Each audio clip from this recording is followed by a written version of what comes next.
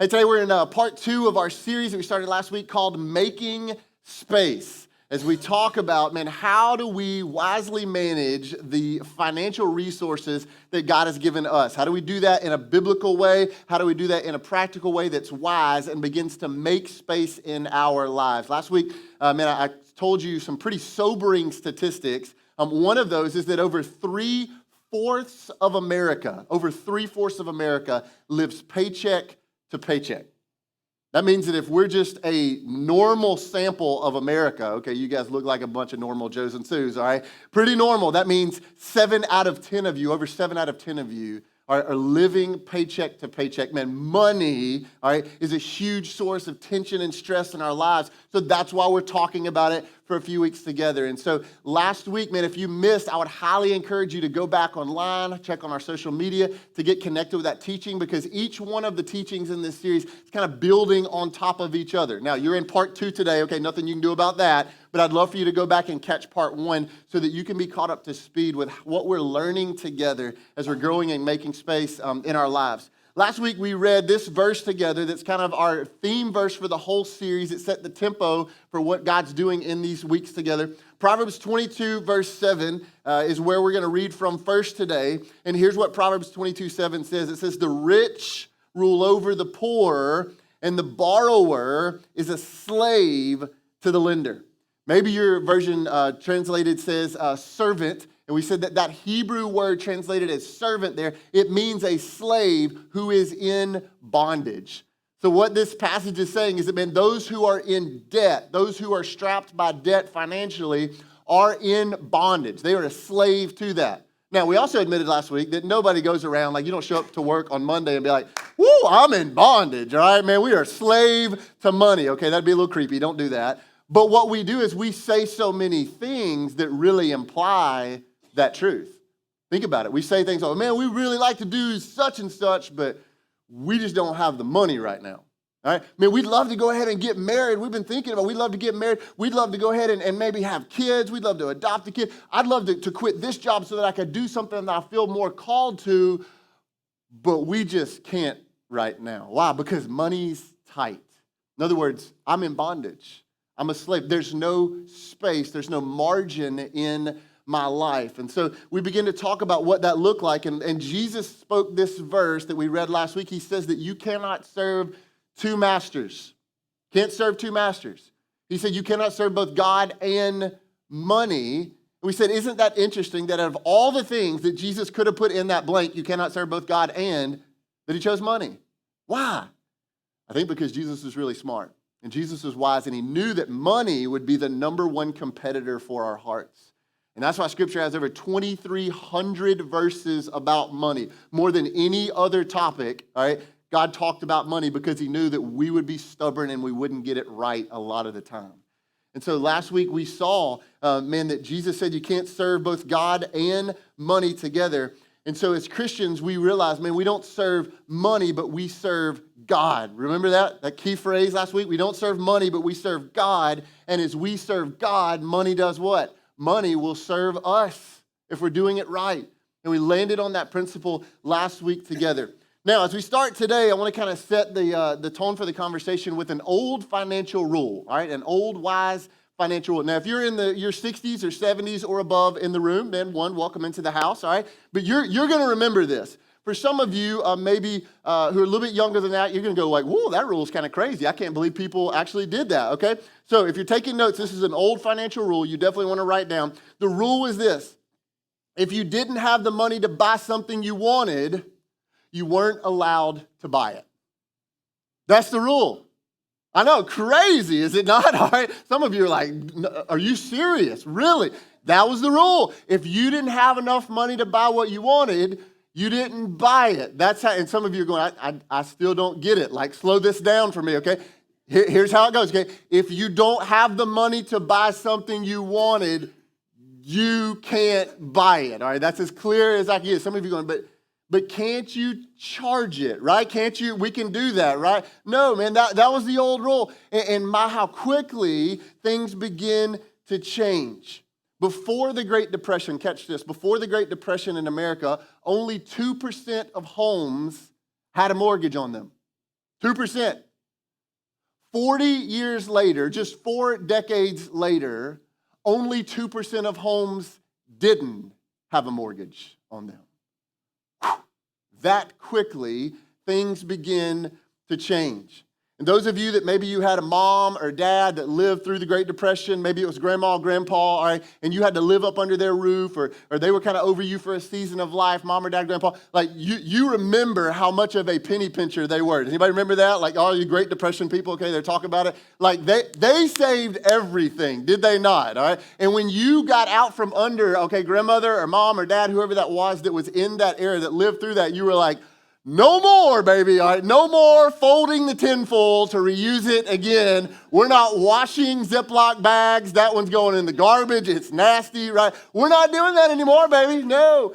And listen, as a result of that, we now have a generation that probably should be retiring, but they're going, man, we're going to be working for so much longer because they weren't really prepared. And what begins to happen is we begin to pass this theme of entitlement from generation to generation to generation. And now we see it. We see it even today, maybe in the young 20s where they go, man, listen, baby, I'm 23 and I'm working hard. And so, man, I want to have the same house, the same car, and go on the same vacations that mom and dad go on because I'm 23 and I deserve it now. And this level of entitlement begins to be passed down without us ever even realizing it. And as a result, we're left in bondage with no space. We got the stuff, but we also got the debt. And we don't really own the stuff, but what we really own is we own a whole lot of debt. Scripture addresses this in Proverbs 13. Proverbs 13 verse 7 says it this way: one person pretends to be rich, yet has nothing. Another pretends to be poor, yet has great wealth. You see, there are 3 groups of people, if we think about it, in our country. There are the haves, the have-nots, and the have-not paid for what they got, all right? And you know what that last group of people are? They're the pretenders. They're the pretenders. They got it, but they're also paying for it up to their eyeballs, and as a result, they are a slave. They're in bondage without even realizing. So here's what we want to do today, all right? We're going to look at 3 essential values is how we're going to term that. 3 essential values if you're taking notes. And these can really apply to any area of your life. It just so happens that we're talking about our resources, our money, and our finances. So I encourage you to take notes today as we think about how do these values allow us to make space in our life and to live debt-free. First one, if you're taking notes, is this. We're going to embrace the value of self-control. We're going to embrace the value of self-control. Everybody say self-control. Okay, now say it with a smile. Self-control, right? Man, we're going to embrace the value of self-control. We can do it. Scripture talks about it. Proverbs 25, verse 28. Look at this verse. It says, like a city whose walls are broken through is a person who lacks, what? Self-control. Like a city whose walls are broken through is a person who lacks self-control. If you don't have financial self-control, Proverbs says you're like a city without walls. You are defenseless to attacks. You are vulnerable to debt and beyond. You have no barrier, no guard, no protection to the schemes of the enemy in your life financially. With no self-control, you end up in trouble. And the problem is that so many of us battle with this discipline of self-control, all right, because we all got the little kid inside of us, right? You know what the little kid is, right? Some of you have that little kid, all right? Some of you took them to Walmart yesterday, all right? You got that little kid. You know what that's like. Some of you got newborns. Oh, just wait. Oh, just wait. It's coming. We're waiting on you to show up to Kroger or Walmart, and that little kid go, mama, mama, mama, mama, mama, mama, mama, mama, mama, dad, dad, dad, dad, dad, dad, dad. Can I just have one? Just one, all right? Just one toy, just one candy. We've all been there, right? And here's what the reality is, all right? We're all moms and dads. We're students. We're older. We still got the little kid inside of us. And it's not a candy bar anymore. It's not a toy on the toy aisle at Walmart. Oh, it's different now. It's the dress. It's the jewelry, all right? It's the new outfit. It's the vacation. Can I have? And I want it now, right? Not wait. I want it now. And we all have this little kid inside of us. Now, here's what I want to do. We got 2 groups of people in the room. We got our ladies and we got our fellows. So I want to address both of us because both of us sometimes approach this from a little different way. Now, ladies, we always go first with you, okay? And so here's the deal. Ladies, listen to me. you can nickel and dime and quarter yourself to death. Have you ever noticed that? Man, you can. All right, if there's a guy, hey, fellas, no elbows right now, okay? Just encouragement. Just look straight ahead. Just look straight ahead. Don't amen. Don't nod. Just straight ahead, all right? Ladies, you can nickel and dime. And if there's a man in your life, you will nickel and quarter and dime him to death. You sure will too. Man, anybody who's close, you will, all right? You will. You will nickel and dime. And you'll say, listen, babe, I bought this belt to match my new hairdo that goes with my new shoes, that goes with my new outfit, and I got it all 20% off. How about that, big boy, right? How much money did I save right there? Listen to me. You didn't save any because you bought it. And we're getting out of debt. So we learned to say no. All right, now, fellas, I know you thought you were out on that, but I told you I was coming for you too, okay? We're in the room. So listen, men, here's the truth. All right, fellas, lean in with me. We don't do that. We don't. We don't do that. We just blow it all at one time. That's how we do it. Baby, if we're doing it big, all right? Hey, babe, I just bought the new four-wheeler and the new rifle and 4 new sets of camo for hunting season. Did I do good, right? It's okay. I swiped the plastic, right? Or look out the driveway. It's the new truck with the new boat behind it. Baby, let's go to the res. Is that not how it goes? We blow it all at one time, man. We got to own it. Ladies, you'll nickel and dime. Men, we'll blow it all at one time. So here's what we're going to learn today. It's this really long, extravagant word when it comes to our finances. You ready for this word? No, all right? That's it. Everybody say that with me. No. You guys are getting so good at that, okay? So listen, we're going to practice this. We're going to be super applicable today. So ladies, you get to practice first. Here's the question, okay? Do you really need to get your nails done every single week? That was kind of weak. That was kind of like a maybe. That was kind of like a maybe. I was not sold and convinced on that. Ladies, do you really need to get your nails done every week or every other week? Ready? No. Okay. Hey, just a side note here too. All right. I've never heard a single fella, all right, look at a girl and be like, man, have you seen the nails on that girl? Like, I couldn't even tell whether they were real. Did she go to the shop to get those? Did she been growing? All right. That's just a side note, okay? Ladies, we're working on no, okay? Fellas, this for us too, okay? Do we have to go out and have a steak dinner every single week? Somebody say yes, all right? No, the answer is no. We don't. We're getting out of debt. We're learning the word no. And here's the deal. It gets so much more personal than that. You ready for this? Do you really need that $6 cup of caffeine every single day? No, you don't. I know you think you do, but you don't. Does your 12-year-old really need that new iPhone 11 Plus QR LMNOZ? No, they don't. They don't. And I know in our culture, that's child abuse because you're keeping your 12-year-old from a phone. Listen to me. 12-year-olds in the house, get over it. You'll survive. I didn't have one until I was 18, and then it was the Zach Morris phone, okay? You will live. You will live. Listen to me. Do you really need, all right, that brand new car that depreciates 20% just when you drive it off the lot? No, you don't. Man, we're learning no because we're learning to make space in our lives. And listen to me, I'm not saying you can't ever buy anything, but you're getting out of debt. We're making space because we're tired of struggling and fighting and worrying every single day for this. Now listen, you learn to do it God's way. You learn to make space in your life. You get margin, okay? You can maybe look at that car. You go get your nails done every week with polka dots if you want and believe that your husband is all into that. Listen to me. We're learning the answer no. For now, man, we're getting out of debt because we're making space. We're living different than the world around us. And what we're going to do is we're going to say no for a little while so that we can say yes for the rest of our lives. Oh, that's good.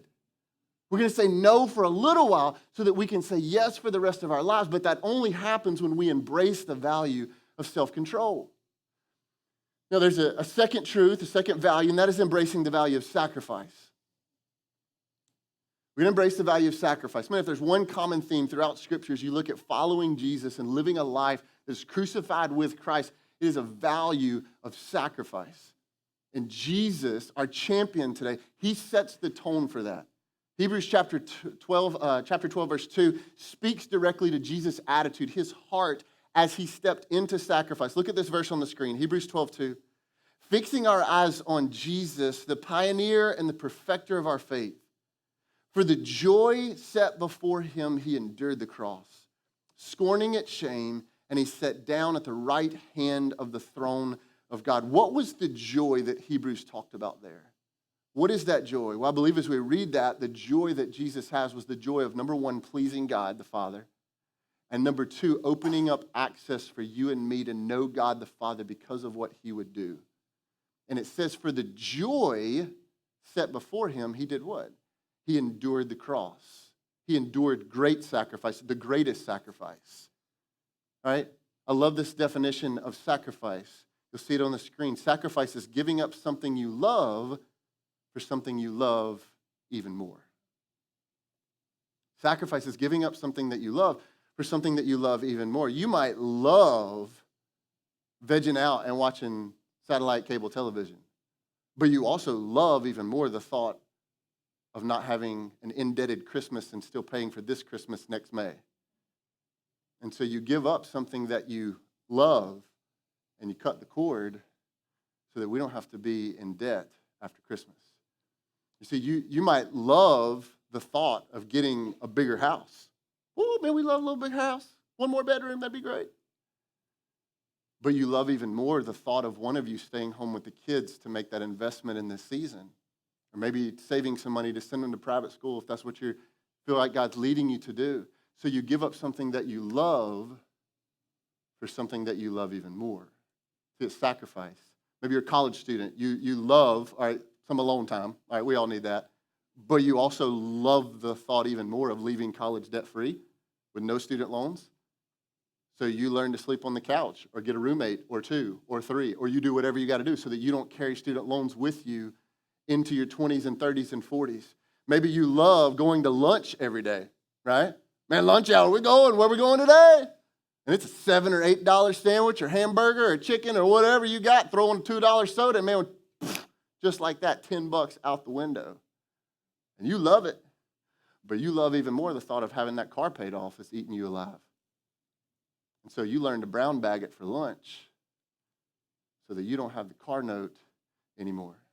As a side note, I heard about an article this week that talked about approximately how much money you could save if you just brown bagged it, took your lunch every day to work. You ready for this? It's going to hurt a little bit. The article said that you could save over your lifetime over $112,000 if you just took the leftovers of the sandwich to work every day. Man, we're living strapped. There's no space.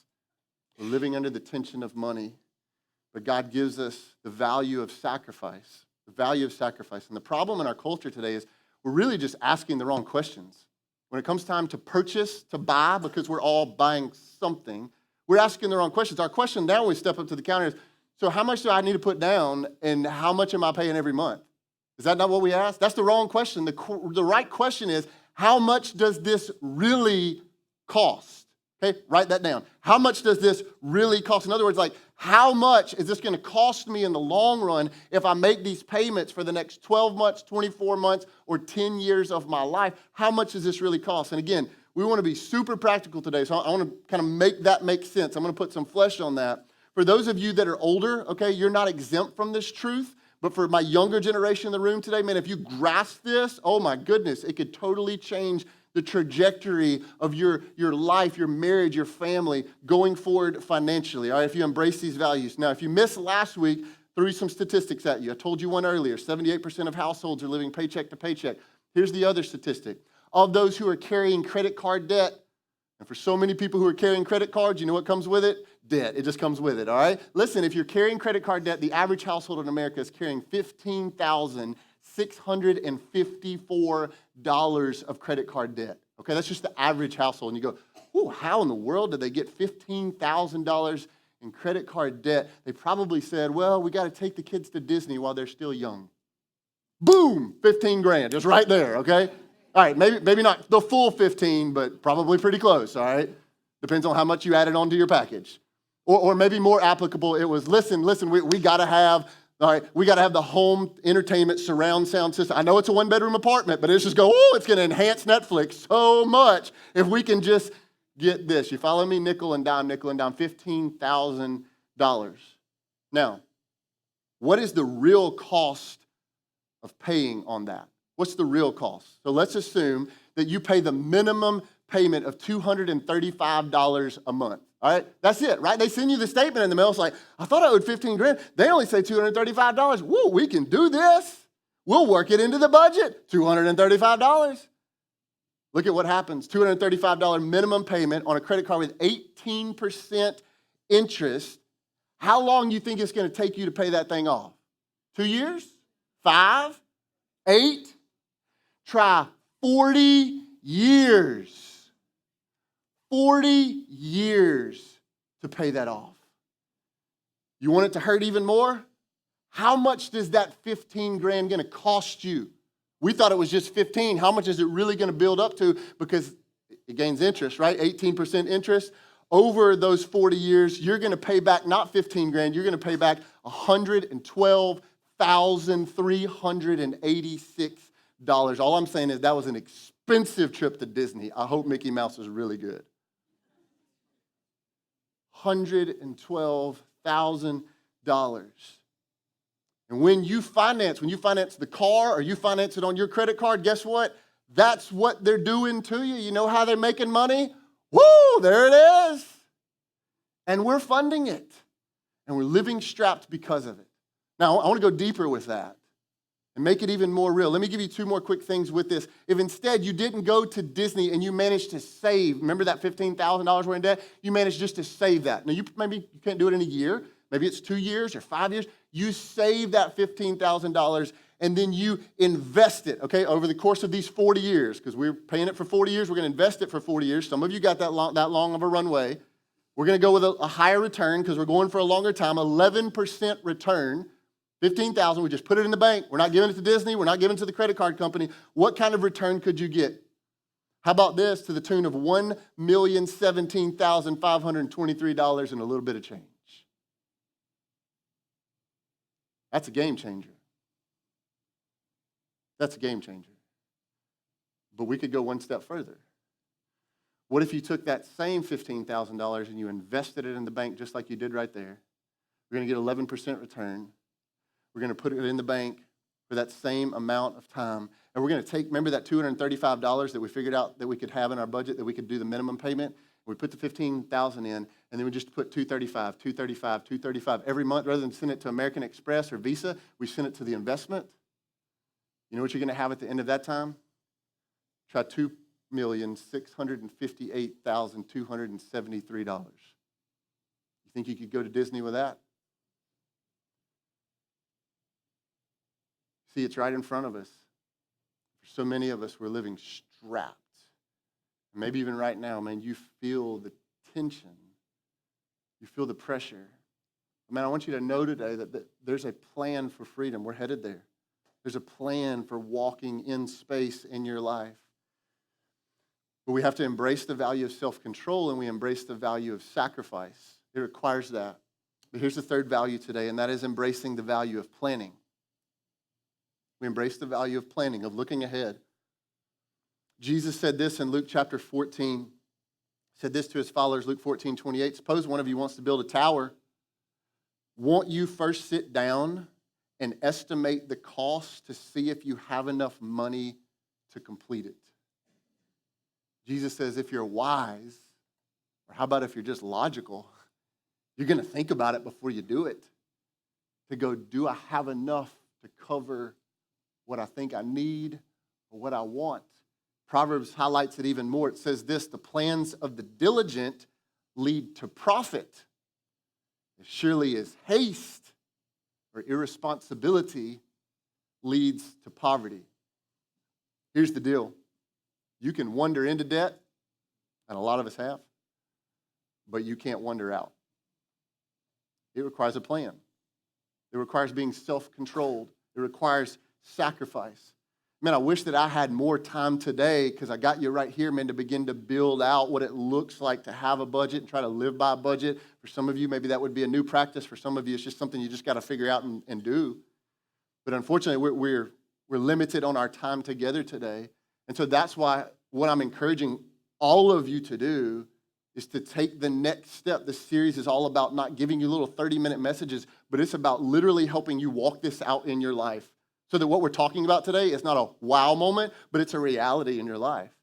And so, man, I'm encouraging all of you to jump in and be a part of the experience that we've created that we're calling Making Space Continued. We're taking our conversation on Sundays and we're extending it out into a 2-week opportunity with a professional financial coach to encourage you and to walk you through financial tips that, quite honestly, I don't even have the knowledge to walk you through. Now, we introduced it last week. I told you that it was going to fill up. And guess what? 78% of us are living paycheck to paycheck. We want to figure out how to get out of that. So you signed up, all right? And so if you signed up for tonight or next week, be here, 6 o'clock tonight. Be here a little bit early. Man, come with pen and paper, ready to go, ready to take notes, and ready to find freedom. If you did not get signed up last week for tonight and next week, the 22nd, we're creating 2 more opportunities. Why are you doing that? Because we literally want everybody to understand this truth, all right? This is not a show today. This is helping us walk this out. What would it look like for your marriage, for your family, for the generation behind you if you got some of this, all right? And so there's 2 more opportunities coming up on Monday, September the 30th, and Monday, October the 7th from 6 to 7:30. That's it, all right? How much is it going to cost you? $20. $20. That's it. One time, $20 per family unit, all right? We got kids. We can't get a kid because our kids. We'll take care of your kids. We want you to get it that bad. Well, how much is that? $5 more. We got 6 of them. $5. That's it. One time, $5. Why? Because we want you to get it that bad. Like we're that serious about it. And so, man, if you haven't signed up already, man, take a picture of that on the screen, type it in your phone, write it down. Okay, text. If you want to sign up, just text the word money, M-O-N-E-Y, to 601-397-6111. You're going to get a little link. You got to follow the link, okay, to sign everybody up, make sure we know everybody who's coming, and also to pay. Man, what would it look like for you to invest just a few hours and $20 for you to potentially change the trajectory of your life, your marriage, maybe even your whole family, as we begin to make space? Now, in the last few minutes today, I want to get extremely practical, and I'm going to give all of us 2 tips, okay, 2 principles that you can start on today, to begin to get out of debt and to begin to save money and make space in your life, okay? These are 2 tips that have been poured into me. I'm just repouring them back into you. Tip number 1 is this. If you're taking notes, write this down, write this down, write this down. Save $1,000 for emergencies, okay? Save $1,000 for emergencies. Because guess what? Emergencies are going to happen. You're going to get a ball. It's going to be thrown through your window. Your refrigerator is going to quit working, all right? Your tire on your car is going to go flat, okay? There's just going to be a nail, just Highway 80. There it is, and it's over, all right? Your kid is going to get a marble stuck up their nose. You're going to have to go to the emergency room and get that thing out, all right? Some of you have already had to do that, all right? And listen, and here's what statistics show. You ready for this? Statistics show that 69% of Americans would struggle with a $1,000 emergency right now. 7 out of 10 can't handle a $1,000 emergency. So we're going to save $1,000. And some of you are going, great, preacher guy, how are we going to get $1,000, all right? I don't know, but you're going to get it. All right, we're not going to rob banks, but we're going to get it. Somehow we're going to get $1,000. You're going to sell everything, like everything you can find to sell. You're going to sell it. You're going to sell the cat. All right, you're going to sell the stuff under the garage. You're going to sell the old clothes. You're going to sell the furniture that you don't use anymore. Sell it, sell it, sell it, sell it, sell it until the kids get nervous. Maybe they're next, all right? Sell it. You're going to get $1,000. Why? Because emergency is going to happen. Maybe you get a second job. Oh, we don't have to. You get a second job if you get $1,000.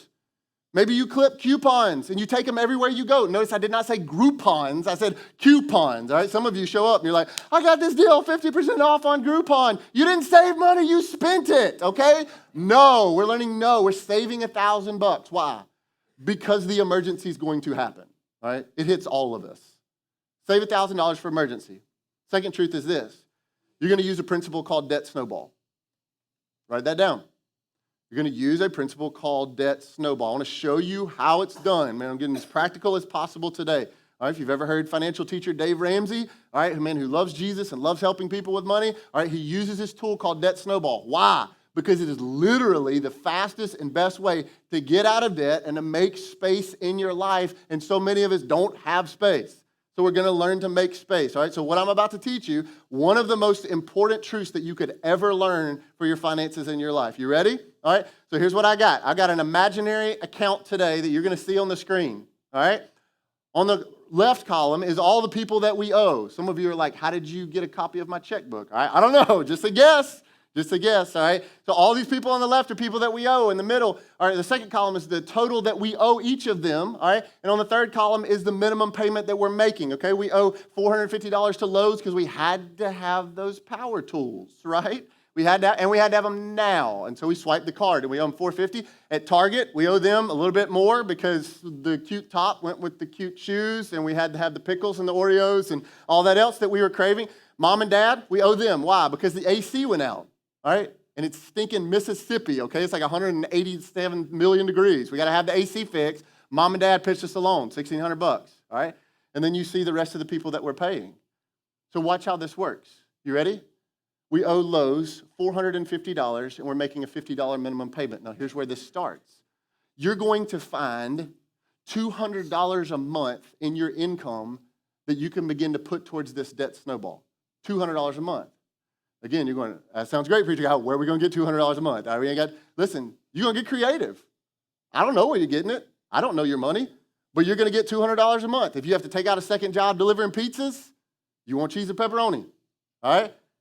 You're going to get creative. If you got to cut the satellite television, you cut it. You got to reduce the cell phone plan. We do it. We got a brown bag for lunch. We're doing it. We don't need the $6 overpriced cup of caffeine to kick off every day. What would happen if you save that every day? Hello?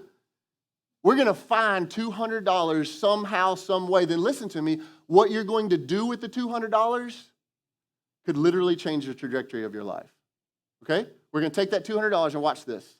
We're going to put that $200 with the $50 minimum payment that we've been making to Lowe's because they've been sending it every month. And now we're not paying $50. We're paying $250. We only owe them $450. You know what that means? In a couple of months, bye-bye Lowe's. We're not paying you anymore. And then we take that $250 that we just created. We're creating a snowball. Watch this. And we're going to add that on to the $30 that we've been paying for Target. They hadn't been asking as much, but in the long run, they need more. And they're charging us 18% interest. So we take 30 plus 250, we pay $280. And guess what? That means in a few months, bye-bye Target. We're not paying you anymore. And then we take that and we put it down with the $200 that we've been paying Mom and Dad because we needed the AC and it's got to be fixed. So 280 plus the 200 we already been paying them because we've been doing the minimum payments. And all of a sudden we have $480. And you know how that looks? In a few months, not paying Mom and Dad anymore. They're happy, we're happy, and Thanksgiving is a lot more enjoyable.